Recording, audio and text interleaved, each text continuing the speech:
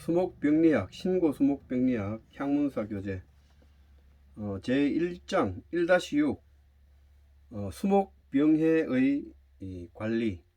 나무의 병은 기본적으로 기주, 병원체, 환경 세 가지 발병 요인의 상호작용에 의해 발생하므로 나무병 방제 기본도 이들 각 요인을 제어해서 이들의 상호작용을 단절시키거나 최대한으로 억제하는 데 있다.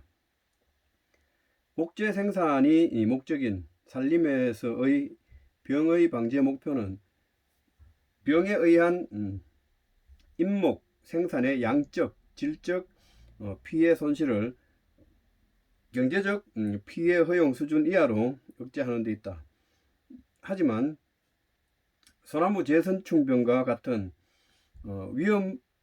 위협적인 유행병의 확산을 방지하기 위해서는 경제적 피해 허용 수준과 관계없이 병원체의 박멸을 목적으로 한 철저한 방제가 필요하게 된다. 또한 환경조성용 조경수나 천년기념물 수목 같은 경우에도 경제적 피해 허용 수준과 관계없이 경관보전 또는 사회문화적 차원에서 방제가 요구되기도 한다.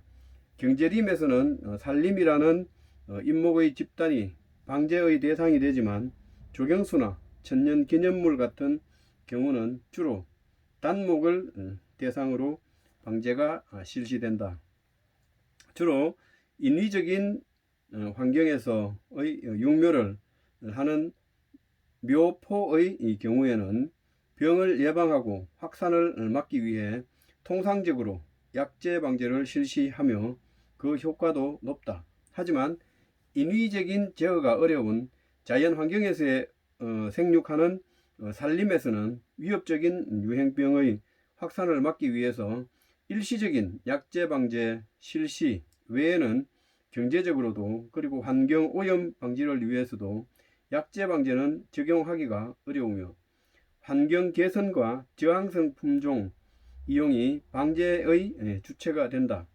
산림 수목병 관리의 기본은 합리적인 육묘, 조림, 임지 관리에 의해 모든 생물적 스트레스, 즉 병원체와 비생물적 스트레스, 환경 요인을 견디어낼 수 있는 건강한 수목을 육성하여 건강한 산림 생태계를 보존하는 데 있다. 수목병 방제 수단에는 1. 전염원 제거, 2. 발병 환경 개선, 3. 내병성 품종 이용, 4. 약제 방제 등 여러 가지가 있다. 수목의 병을 효과적으로 방지하기 위해서는 이들 방제 수단을 종합적으로 검토해서 목적하는 병에 가장 적합한 방제 수단을 선택하는 것이 중요하다. 최근에는 방제 효과를 높이기 위해 이들 여러 방제 수단을 적절히 조합해서 실시하는 종합적 방제가 일반화되고 있다. 종합적 방제가 일반화되고 있다. 1-6-1 식물검역. 식물검역이란 외국으로부터 병원체가 국내에 유입되어 전파되는 것을 법령에 의해 식물 검역 제도에 의해 예방하는 것을 말한다. 어느 나라 또는 어느 지방에서 종래에 볼 수 없었던 수목병이 갑자기 발생하는 것은 주로 외국 또는 다른 지방에서 새로 들어온 병원체에 의한 경우가 대부분이다. 철저한 식물 검역에 의해 위험한 병해충이 국내로 들어오지 못하도록 또 한 지역에서 다른 지역으로 옮겨가지 못하게 하는 것은 수목병의 예방적 견지에서 매우 중요하다. 자기 나라에 없던 새로운 병원체가 다른 나라로부터 들어와 산림에 큰 피해를 준 예는 허다하다. 1988년에 일본에서 유입되어 우리나라의 소나무, 곰솔, 해송, 잣나무림에 우리 임업사상 유례가 없는 막대한 피해를 주고 있는 소나무 제선충병은 원래 우리나라에 없던 병이 외국에서 들어와 우리나라 살림에 큰 피해를 준 대표적인 외래병이라 할 수 있다. 이 밖에 1900년경 동양에서 수입한 밤나무 묘목에 묻어 들어간 줄기마름병균에 의해 미국 동부지방의 밤나무가 거의 전멸된 일이나 1900년경에 유럽에서 수입한 스트로브 잣나무의 묘목에 묻어 들어간 털록병균이 오늘날 북아메리카 지역의 잣나무류에 막대한 피해를 준 사실 등은 유명하다. 이러한 국제 간의 식물병 전염에 의한 피해를 방지하기 위해 FAO의 국제식물보호조약에 따라 가입국 간의 금력을 실시하고 있다. 우리나라에서는 공항, 해항, 국제우체국 등에서 식물금력소를 설치해서 외국에서 수입되는 수목의 종자, 묘목 등에 대한 금력을 실시하고 있다. 각종 교통수단의 발달로 사람의 외국 왕래와 교역이 증가함에 따라 위험한 외래 병해충이 국내에 침입할 기회도 그만큼 증가하고 있어 수입 수목류에 대한 철저한 국제금력이 어느 때보다도 절실하다. 또한 소나무 제선충병과 같은 세계적으로 만연할 위험이 있는 수목병이 다시 국내에 유입되지 못하도록 대비하기 위해서는 세계의 주요 수목병 발생 동향에 대한 사전 지식과 연구가 필요하다. 1-6-2 수목병의 발생 예찰. 병의 발생 예찰은 언제, 어디서, 어떤 병이 얼마만큼 발생하여 피해가 얼마나 될 것인지를 추정함으로써 사전에 병의 적절한 예방책을 강구하는 데 목적이 있다. 수목병의 발생 예찰 방법은 수목과 병의 종류에 따라 다르며 특정 수목병의 발생 예찰에 필요한 정보는 각 지역에 산재해 있는 고정조사구를 통해 얻게 된다. 모든 수목병의 발생 정도는 기주식물의 감수성, 병원체의 병원력과 밀도, 그리고 환경요인, 특히 기상요인이 이들에게 미치는 상호작용에 의해 결정된다. 따라서 수목병의 발생 예찰은 어떤 한 가지의 요인의 검토만으로는 높은 효율을 기대할 수 없으며 항상 모든 발병 요인에 대한 종합적인 검토가 필요하다. 우리나라의 산림 병해충 예찰 사업은 1960년대에 솔잎 혹파리, 솔라방, 흰불나방 등 주요 산림 해충을 대상으로 시작되었는데 1970년대에 잣나무 털록병이 크게 발생하면서 처음으로 수목병이 예찰 대상에 포함되었다. 현재 2017년 기준 현재는 소나무 제선충병, 참나무 시드름병, 잣나무 털록병을 비롯하여 중요 수병 11종류와 새로운 돌발 수목병에 대한 예찰 발생 상황을 조사하고 있다. 병해충 발생 예찰에 있어서 가장 중요한 것은 기상예보와 마찬가지로 예찰 예보의 정확도에 달려 있으므로 예찰의 정확도를 높이기 위한 보다 지속적인 연구가 필요하다. 11종류 중요 수병 11종류 돌발 수목병에 대한 예찰 발생 조사를 하고 있다. 병해충 발생 예찰에 있어서 가장 중요한 것은 기상예보와 마찬가지로 예찰 정보의 정확도에 달려 있으므로 예찰 정확도를 높이기 위한 보다 지속적인 연구가 필요하다. 1-6-3 뇌병성 품종의 이용. 산림병해의 약제 방제는 많은 경비와 노력이 들 뿐만 아니라 그 효과가 낮고 환경오염을 유발하는 등 문제로 인해 특수한 경우를 제외하고는 실제로 적용하는 데에는 한계가 있다. 또한 환경 조건의 개선에 의한 방제도 인위적으로 실행할 수 있는 수단이 한정되어 있고 임업 경영상의 문제와 경비, 때문에 제약을 받는 경우가 많다. 이러한 점에서 주요 수목병에 대한 저항성이 높은 품종을 육성해서 이용하는 것은 비록 이것을 실용화하기까지 오랜 시간이 소요된다 하더라도 재배 기간이 긴 잎목의 경우 가장 확실하고 경제적이고 친환경적 방제 방법이라 할 수 있다. 산림에 있는 잎목은 변이의 폭이 넓은 유전자 구성을 갖고 있기 때문에 피해 인분에서 선발에 의해 원하는 내병성 개체를 얻을 가능성이 높다. 긴 수명을 가진 잎목은 장기간에 걸쳐 저항성 검증을 할 수 있으며 이를 통해 선발된 병 저항성이 높고 생장, 재질 등의 형질이 우수한 개체는 장기간 육종의 모수 재료로 활용될 수 있다.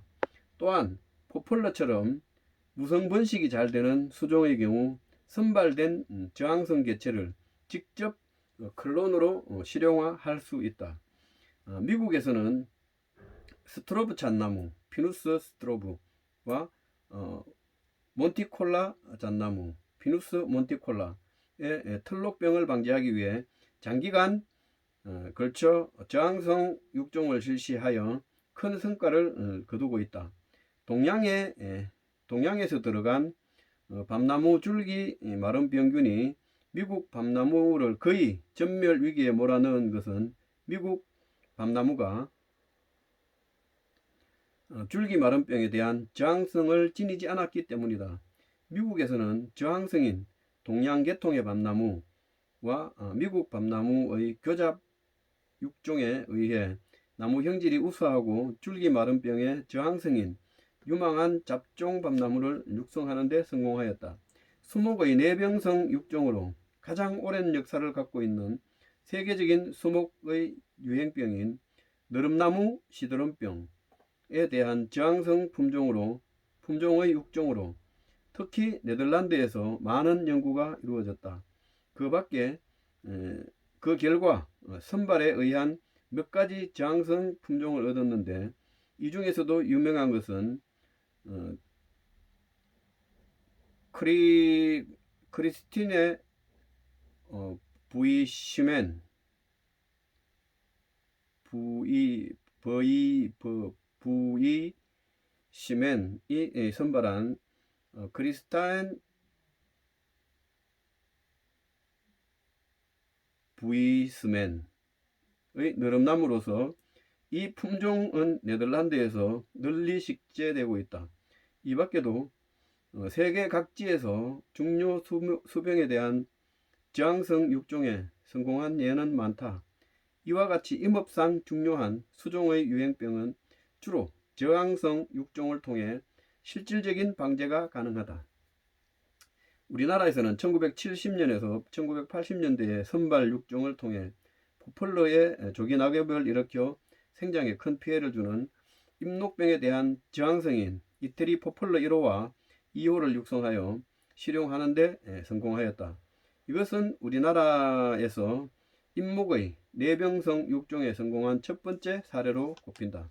이태리 포플러 1호와 2호가 우리나라에서 잎목 내병성 육종에 성공한 첫 번째 사례로 꼽힌다. 최근에는 우리나라의 임지에서 큰 피해를 주고 있는 소나무 제선충병과 참나무 시드름병도 궁극적으로는 저항성 육종으로 해결할 수밖에 없기 때문에 장기적인 저항성 육종에 착수하는 것이 바람직하다. 1-6-4 전염 경로의 차단 1. 전염원의 제거 수목의 전염병을 예방하기 위해서는 전염원을 제거해서 전염의 고리를 끊는 것이 기본적으로 중요하다. 전염성 병의 경우 대부분 병원체는 병한 부에서 휴먼 상태로 월동하여 이듬해 봄 1차 전염원이 된다. 따라서 병든 낙엽, 가지, 묘목 등은 전염원인 포자가 월동하여 제1차 감염을 일으키기 전에 제거해야 전염의 고리가 끊기게 된다. 병원균은 죽은 기생체 상에도 생존하며 환경 조건에 따라 다시 포자를 생성하여 분산하기 때문에 제거한 병든 잎, 가지, 묘목 등은 그 자리에 방치하지 말고 곧 소각하여 땅에 묻어야 한다. 전염의 고리를 효율적으로 끊기 위해서는 방제 대상 병의 병환을 충분히 파악해서 제1차 전염원을 제거하는 것이 효과적이다. 예를 들어 칠렵수 얼룩 무늬병의 경우 병원균은 낙엽의 병반 조직 내에서 위자낭각의 상태로 겨울을 나고 봄에 자낭포자를 형성하여 제1차 감염을 일으킨다. 따라서 제1차 전염원인 병든 낙엽을 늦가을에 모아서 땅에 묻거나 소각하면 전염의 고리가 끊겨 이듬해 병 발생을 크게 줄일 수 있다. 반송에 많이 발생하는 잎떨림병은 6월경에 병든 낙엽에 형성된 자낭포자가 장마철 6, 7월에 햇잎, 당년엽, 햇잎에 전파되어 제1차 감염을 일으키고 잎에서 균사의 상태로 겨울을 난다. 따라서 전염원인 병든 낙엽을 자낭포자가 비산하기 전 장마가 시작되기 전에 제거하면 전염의 고리가 끊겨 예방 효과가 크지만 포자가 이미 다 날아간 7월 이후에는 병든 낙엽을 제거하면 아무 효과가 없다. 잣나무 털록병, 소나무 혹병균, 소나무 잎 녹병균, 포플러 잎 녹병균 등은 많은 녹병균은 중간 기주를 거쳐 기주에 전염하므로 전염의 고리를 끊으려면 중간 기주를 제거해야 한다. 소나무 제선충병과 같은 위협적인 급성 전염성 병에 감염된 나무를 제거하지 않고 그대로 방치하면 이것이 전염원이 되어 제선충병이 급속히 확산되어 큰 피해를 초래한다. 따라서 제선충병의 확산을 막기 위해 감염목을 일찍 제거해서 전염원을 원천적으로 봉쇄해야 한다. 무육 작업을 할 때는 전염원이 되는 각종 병에 감염된 나무와 가지들을 벌채 제거해서 임지의 환경을 위생적으로 관리하는 하면 병을 예방하는 데 효과적이다. 2. 중간 기주의 제거. 중간 기주 잣나무 털록병, 포플러 잎녹병, 소나무류 잎녹병균류, 소나무 혹병균, 모과나무 붉은 별 무늬병균 등 20개 기생하는 대부분의 녹병균은 기주 교대를 하는 이종 기생균으로서 중간 기주를 거쳐 기주로 전염되며 주위에 중간 기주 식물이 많을수록 병도 많이 발생한다. 이러한 병들은 주변의 중간 기주를 제거하여 전염의 고리를 끊음으로써 효과적으로 방지할 수 있다. 우리나라에서는 1970년에서 1980년대에 잣나무 조림지에 막대한 피해를 준 세계 3대 수목 유행병 중 하나인 털록병을 방지하기 위해 털록병균의 중간 기주인 송이풀과 감염목을 장기간에 걸쳐 지속적으로 제거함으로써 털록병을 방지하는 데 성공하였다. 이것은 중간 기주 제거를 통해 실질적으로 수목의 중요한 녹병을 방지한 대표적인 성공 사례로 세계적인 관심을 끌었다. 그림 1-27 잣나무 털록병의 중간 기주인 송이풀을 제거해 땅에 묻기 전에 모아둔 모습. 송이풀이 이렇게 생겼네. 미국에서는 스트로브 잣나무 피누스 스트로브와 몬티콜라 잣나무 피누스 몬티콜라의 털록병을 방지하기 위해 1909년부터 1968년까지 북아메리카 지역의 틀록병균의 중간기지로 알려진 까치밥 나무의 대대적인 박멸 사업을 실시하였으나 기대만큼 방제 성과를 얻지 못해 1968년 중간기주 제거 사업을 종료하였다. 2004년에 틀록병균 중간기주는 까치밥 나무 외에 송이풀과 더 있다는 사실을 새로 밝혀짐에 따라 그동안 많은 예산을 들여 까치밥 나무만을 대상으로 해온 중간기주 박멸 사업에 큰 허점이 있었다는 것이 밝혀졌다. 중간기주 범위를 정확히 파악하지 않고 중간기주 제거 작업을 할 경우 그 효과가 반감될 수밖에 없다. 포플러의 조기 낙엽을 일으키는 잎녹병균의 중간기주는 낙엽송인데 두 수종 모두 중요한 경제 수종이기 때문에 어느 한쪽을 배제할 수는 없다. 이 경우 조림 계획을 할 때 포플러 조림지 근처에 낙엽송을 심지 않도록 한다. 모가나무, 꽃사과나무, 산사나무, 악어배나무 등 장미과 식물에 많이 발생하는 붉은별 무늬병균의 중간기주는 향나무류인데 이들 모두가 조경수로 많이 심는 수종들이기 때문에 역시 어느 한쪽을 배제하기 어렵다. 가장 좋은 대안은 장미과 식물 근처에는 되도록 향나무류를 심지 말고 장미과 식물 근처에 향나무가 있을 때는 향나무에서 병원균의 포자가 장미과 식물로 날아가기 전에 즉 4월 중순부터 향나무에 붉은별 무늬병 약재를 뿌려서 병원균이 장미과 식물로 옮겨가는 것을 사전에 차단하는 것이다. 소나무 혹병균의 중간 기준은 참나무류인데 임지에서 많은 참나무 중에 눈에 잘 띄지도 않는 병에 걸린 참나무만을 일일이 찾아서 제거하기는 쉽지 않다. 따라서 눈에 잘 띄고 찾기 쉬운 혹병에 걸린 소나무를 제거해서 전염의 고리를 끊는 것이 훨씬 효과적이고 경제적이다. 재미있는 것은 우리나라에서는 소나무 혹으로 목공예품을 만들기 위해 일부러 소나무 혹을 찾아다닌다는 것이다. 소나무 혹을 찾는 사람들이 혹병에 걸린 소나무를 제거하는 데 한몫하고 있는 것이다.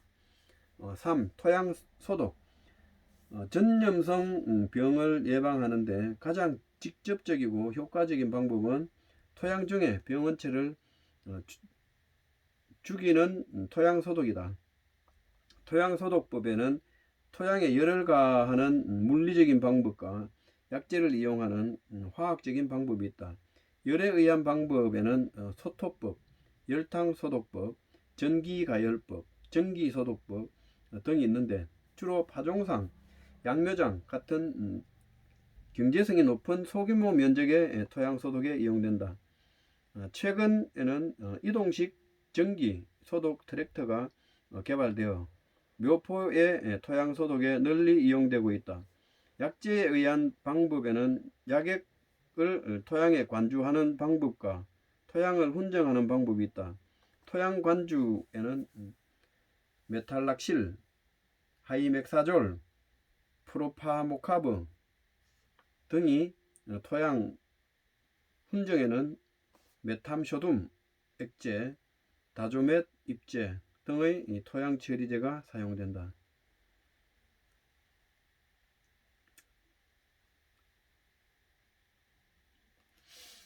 4. 작업기구류 및 작업자의 위생관리. 토양 중에 서식하는 병원체는 각종 작업기구에 붙어서 다른 곳으로 전염될 수 있다. 따라서 토양 전염 병이 심하게 발생한 곳에서 사용한 농기구는 물로 깨끗이 씻은 후에 다른 장소에 사용하는 것이 바람직하다. 녹병, 흰가루병, 삼나무 붉은병은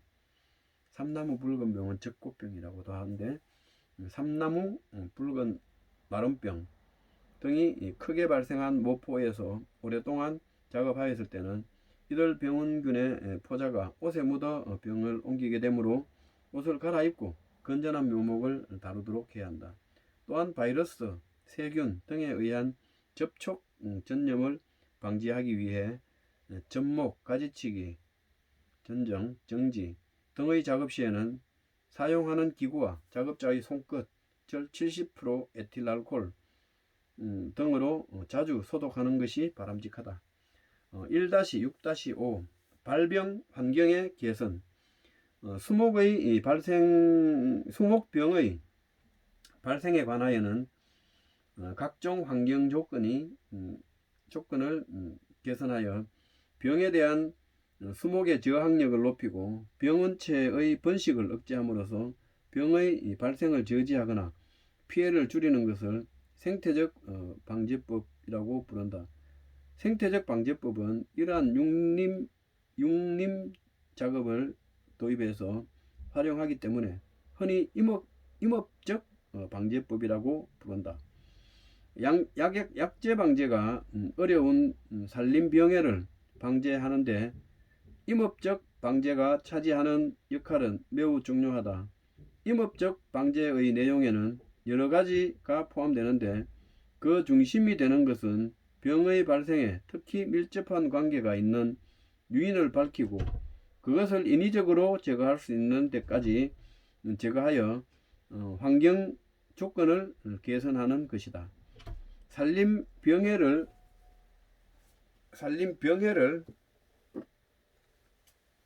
방제하기 위해 구체적으로 실시할 수 있는 주요 육림수단에는 다음과 같은 것이 있다. 1. 건전묘의 식재.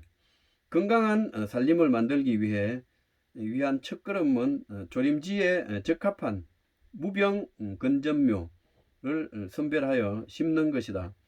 묘목이 조림지에 나가게 되면 식재 후에 생육이 불량할 뿐만 아니라 병이 발생하지 않는 지역에 병원균을 전파하고 또 이미 발생한 지역에서는 피해를 증가시키게 된다.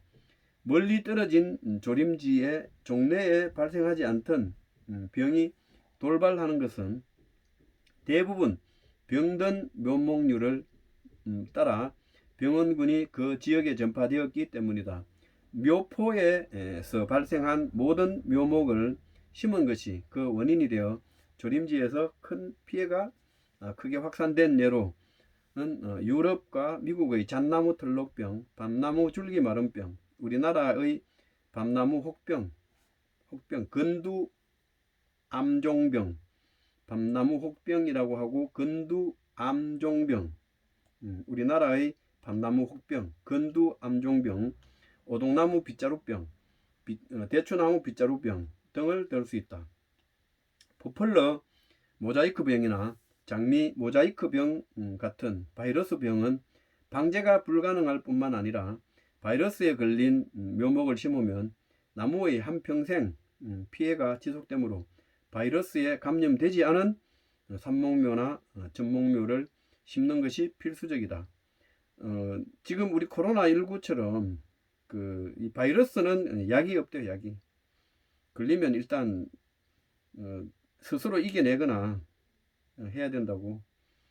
나무도 마찬가지인 것 같고 또 이 밖에 여러 가지 이 원인으로 쇠약해진 묘목, 질소질 비료의 과용으로 우짜란 묘목, 상처난 묘목, 뿌리 발달이 불량한 묘목 등도 식재 후의 활착이나 생장이 불량해 아밀라리아 뿌리썩은병 등을 비롯하여 여러 가지 병에 걸리기 쉽다.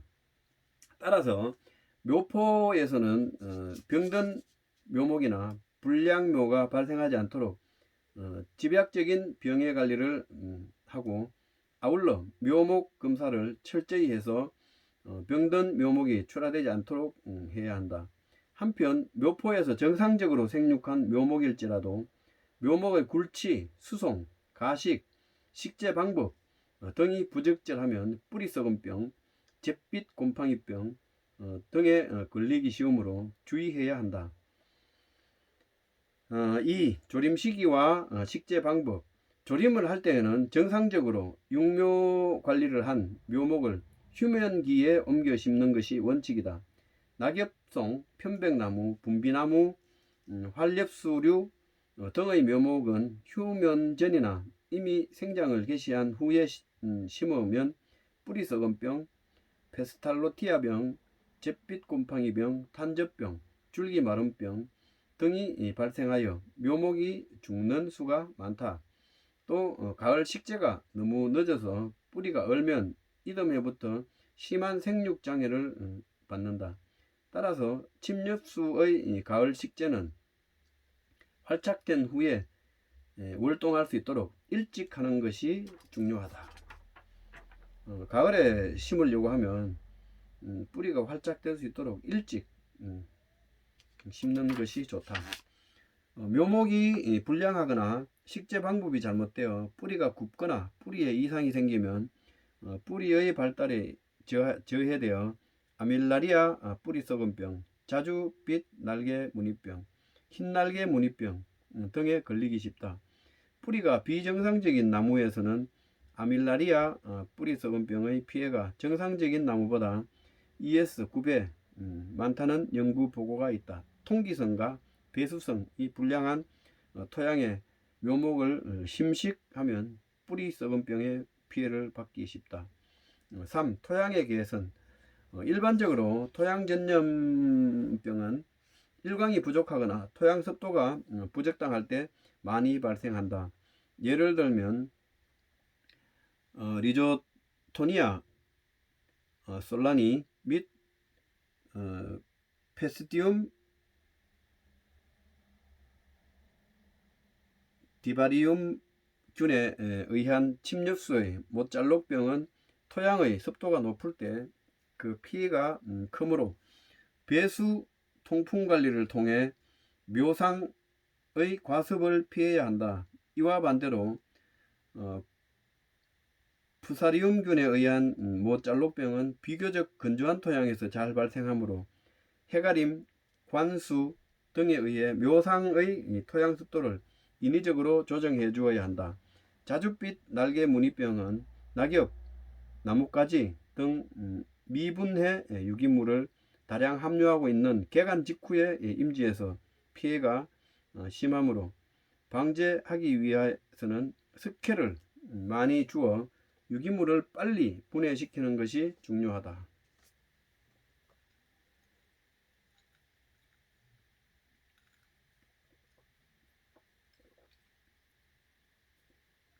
4. 비배관리.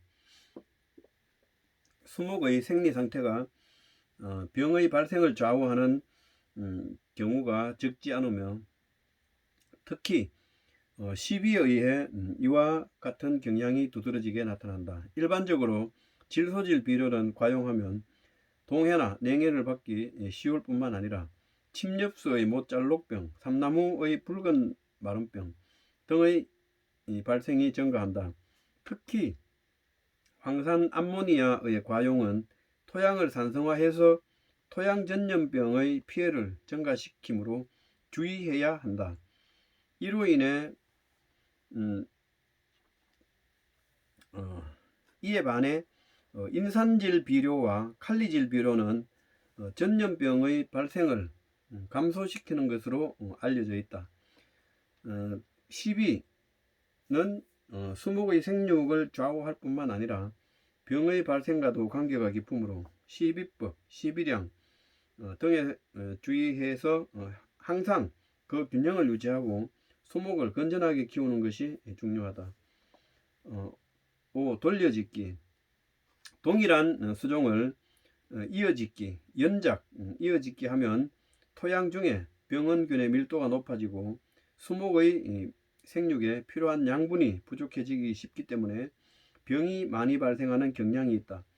이 경우 다른 수종과 돌려짓기, 윤작, 돌려짓기를 통해 병을 경감할 수 있다. 돌려짓기는 묘포에서 파종상에 동일 수종이 이어짓기를 할 때 많이 발생하는 못잘록병이나 뿌리쓰기 선충 등을 예방하는 데 효과적이다. 이어짓기에 의해 피해가 현저히 증가하는 수병으로는 낙엽송, 못잘록병, 오리나무 갈색무늬병, 오동나무 탄저병, 뿌리혹 선충병 등을 들 수 있다. 돌려짓기를 할 때 중요한 것은 돌려짓기를 위한 수종의 선택과 윤작 연한이다. 오리나무 갈색무늬병균 이나 오동나무 탄저병균 등과 같이 기주 범위가 좁고 묘포에 기주 식물이 없으면 오래 살아남지 못하는 병원균에 대해서는 돌려짓기를 위한 작물 선택의 범위가 넓어서 뒷작물 고르기가 쉬울 뿐만 아니라 2, 3년간 짧은 윤작 연한으로도 좋은 방제 효과를 거둘 수 있다. 따라서 침엽수의 못잘록병균, 자주 날개 무늬병균 및 흰비단병균 등과 같이 기주 범위가 넓고 기주 식물이 없어도 땅속에서 오랫동안 살 수 있는 것들은 돌려짓기를 위한 뒷작물 고르기가 힘들 뿐만 아니라 3, 4년의 짧은 윤작 연한으로는 방제 효과를 기대할 수가 없다. 6번에 임지무육, 임지에 잡초와 잡목이 우거져 인분이 과밀화되면 엄습한 환경이 된다. 이렇게 되면 잇목의 병저항력이 떨어지고 전염원이 되는 병든 나무나 중간 기주를 방치하는 결과가 되어 여러가지 병이 만연하는데 이를 예방하는 수단이 임지무육이다. 임지무육은 산림병을 예방하는 효과가 크므로 방제 차원에서 위생무육, 위생감벌, 위생재벌이 중요시되고 있다. 임지무육에 대한 병해의 방제 효과는 서서히 나타나지만 지속적으로 장기간에 걸쳐 큰 효과를 나타낸다. 또한 무육작업은 임지의 각종 병해를 조기에 발견할 수 있는 좋은 기회를 제공하기도 한다. 임지무육은 군대에서 불모지 작업하잖아. 그 얘기나 똑같은 거지. 첫 번째 1. 풀베기. 나무가 잡초나 잡목에 의해 피압되면 병도 많이 발생한다.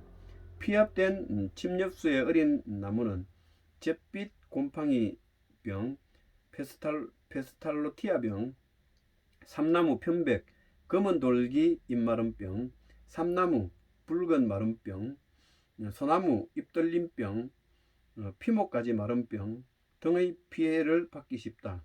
또 천년갱신묘에는 못잘록병이 극심하게 발생해서 피해가 크다.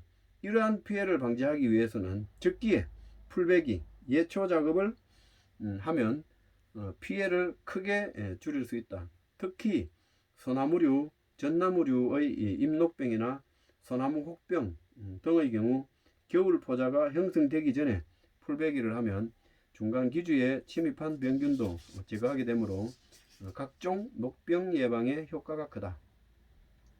2. 등굴치기. 등굴류가 번성하면 나무가 압박을 받으면 소나무 피목가지 마름병, 낙엽송 잎들림병, 삼나무 가지 마름병, 삼나무 검은돌기 잎마름병, 편백 검은돌기 잎마름병 등이 발생하기 쉽다. 또 눈이 많은 지방에서는 등굴에 휘감긴 편백 조림목은 눈의 압력에 의한 피해, 슬합해를 받아 누지병의 발생이 증가한다.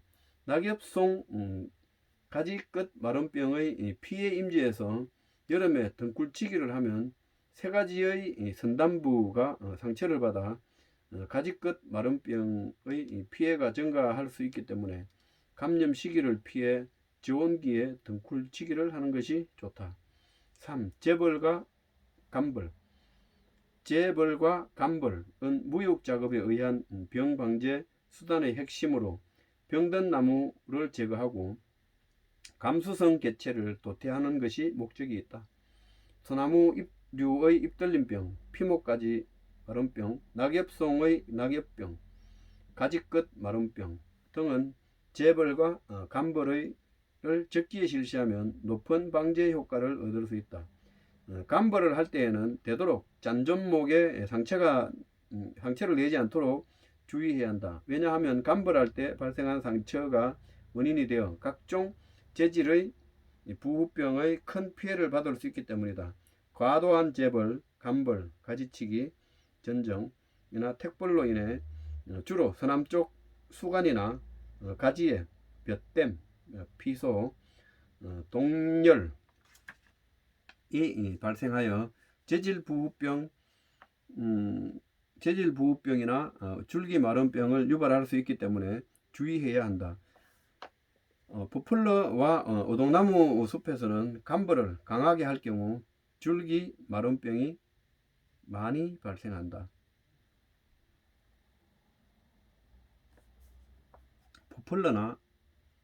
포플러와 오동나무 숲에서는 감벌을 강하게 할 경우 줄기마름병이 발생한다. 이 수피가 지금 얇기 때문에 볕댐 피해를 입을 수 있고 겨울에는 동열 피해를 입을 수 있다. 1-6-6 화학적 방제. 화학적 방제는 농약을 사용해서 병을 방지하는 것을 말하며 특히 약재로 사용되고 특히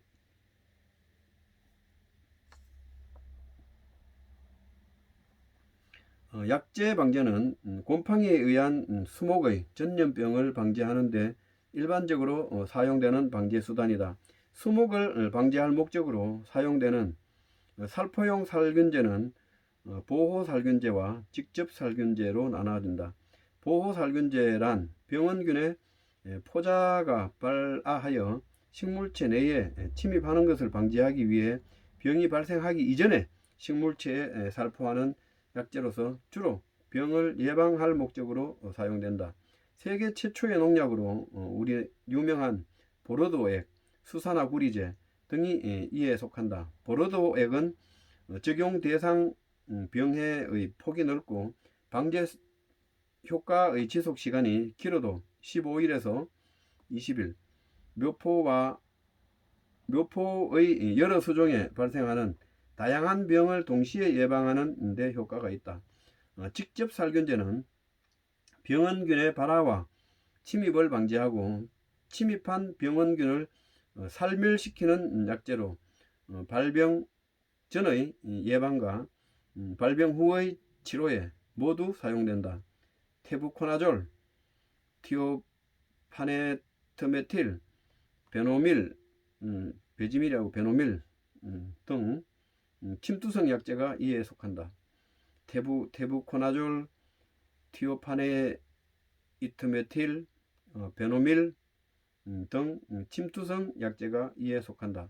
직접 살균제는 약재의 수간 주입이 어려운 어린 교목, 관목, 묘포의 병을 예방하고 이미 발생한 병의 진정과 확산을 방지하는 데 효과적이다. 한편 환경오염 유발, 작업의 어려움, 경제성 등의 이유로 약재 살포가 어려운 가로수, 공원수, 노거수와 같은 큰 나무의 병을 방지하는 데는 약재의 수간 주입이 효과적이다. 약재 방지의 효과를 극대화시키고 약해 등의 부작용을 최소화하기 위해서는 병의 정확한 진단에 근거해서 올바른 약재를 선택하고 적기에 살포하는 것이 무엇보다 중요하다. 수목병의 종류에 따라 병의 발생 시기, 포자, 비산 시기, 병원체의 전반 방법 등이 다르므로 방제 대상 병의 병환에 기초해서 가장 효과적인 약재 살포 시기를 선택해야 한다. 약재를 잘못 선택하거나 적기에 약재를 살포하지 않으면 아무런 방제 효과도 거두지 못하고 약해나 환경 오염만 유발하게 된다. 수목병에 대한 등록 농약과 사용 방법에 대해서는 한국작물보호협회에서 매년 발행하는 작물보호제 지침서를 참고하기 바란다. 농약의 안전사용을 위해 농약 포장지의 라벨에 기재된 내용을 잘 읽고 사용 지침을 따르는 것이 중요하다. 1-7 수목병해의 치료는 다음에 또 하고